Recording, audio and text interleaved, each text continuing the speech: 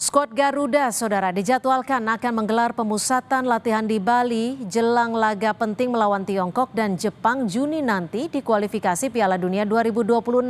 Apa saja yang harus difokuskan pada pemusatan latihan nanti? Kami membahasnya bersama analis sepak bola, sudah ada Bung Kusnaini. Selamat petang Bung Kusnaini, terima kasih sudah memberikan waktunya di Kompas Petang. Ini training camp akan digelar pada 26 Mei nanti, tak lama lagi. Apa sebenarnya yang harus diperhatikan dalam pemusatan latihan ini, Bung? Iya, ini kan pertandingan yang akan digelar bulan Juni ini terjadi ketika pemain sudah menyelesaikan kompetisi ya. Bahkan kalau Liga Belanda itu selesainya kompetisi tanggal 18 Mei. Sebagian pemain kita ini kan main di Belanda. Jadi antara bulan Mei, 18 Mei ke pertandingan berikutnya 5 Juni, itu jaraknya cukup jauh. Bagi pemain itu bukan persoalan mudah untuk menjaga kebugaran di akhir musim ketika tidak ada lagi pertandingan. Sementara di klub juga mereka sudah tidak ada lagi aktivitas karena kompetisi sudah berakhir. Iya. Karena itu memang sangat penting TC kali ini untuk memastikan pemain berada di level kebugaran yang cukup untuk bertanding di pertandingan internasional yang bagi Indonesia sangat menentukan. Bisa dibilang pertandingan lawan China ini adalah pertandingan hidup mati yang akan memastikan apakah kita bisa melanjutkan persaingan dalam memperebutkan tiket ke Piala Dunia atau tidak. Jadi kalau menurut saya pertandingan terakhir lawan Jepang itu mungkin kita tidak terlalu banyak berharap, tapi lawan China kita harus memastikan kita bisa memenangkan pertandingan dan minimal memastikan tiket ke putaran keempat. Nah, Bung, tapi gini, PSSI kan sampai saat ini belum dapat nih nama-nama yang akan dipanggil oleh Kluivert. Apakah ini nanti akan berdampak pada training camp nanti? Sebetulnya nama-nama itu sebagian besar akan sama dengan mereka yang sudah pernah dipanggil pada pertandingan sebelumnya ya. Karena pemain-pemain baru saya pikir sekarang ini praktis sudah sangat terbatas kesempatannya, mungkin hanya ada 1-2 nama. Apalagi juga proses naturalisasi kan juga saat ini bisa dibilang sudah tidak lagi dilakukan. Mungkin nanti kalau bulan Oktober ya pertandingan di fase berikutnya mungkin baru akan ada lagi. Sekarang ini kan fokusnya ke pemain-pemain yang ada. Saya tidak yakin akan ada kejutan misalnya penambahan jumlah pemain baru yang jumlahnya cukup signifikan ya. Saya tidak yakin. Sebagian besar mungkin 90% yang akan dipanggil adalah nama yang juga sudah dipanggil di TC sebelumnya ketika menghadapi kualifikasi sebelumnya.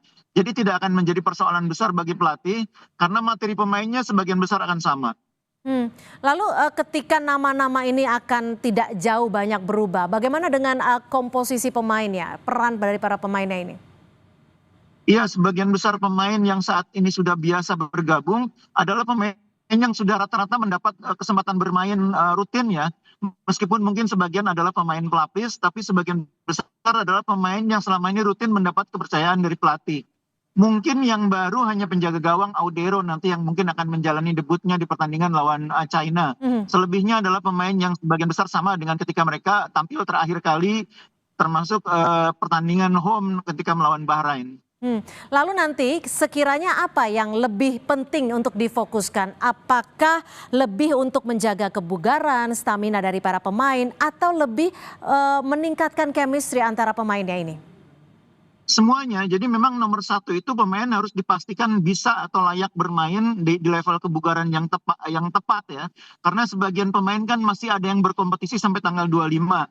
JIJ itu masih main tanggal 25. Tapi pemain-pemain yang main di Liga Belanda itu tanggal 18 juga sudah selesai kompetisinya. Begitu juga oleh Romani, itu kompetisinya lebih cepat lebih selesai.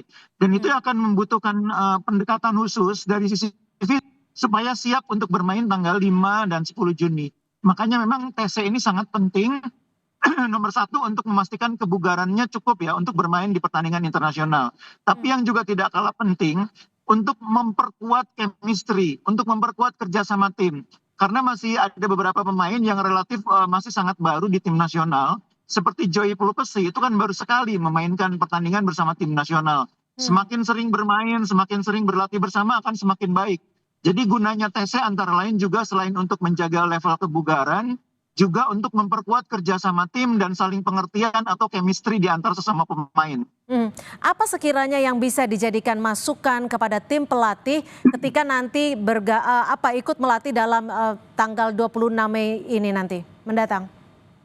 Iya, jadi kalau kali ini kan persiapannya relatif lebih panjang ya, tidak hanya 1-2 hari seperti waktu terakhir kita bertanding lawan Australia dan Bahrain. Karena itu mungkin akan ada kesempatan sedikit uji coba yang akan dijalani oleh pemain. Mungkin bukan uji coba yang berat ya, uji coba yang sifatnya untuk membentuk kerjasama tim.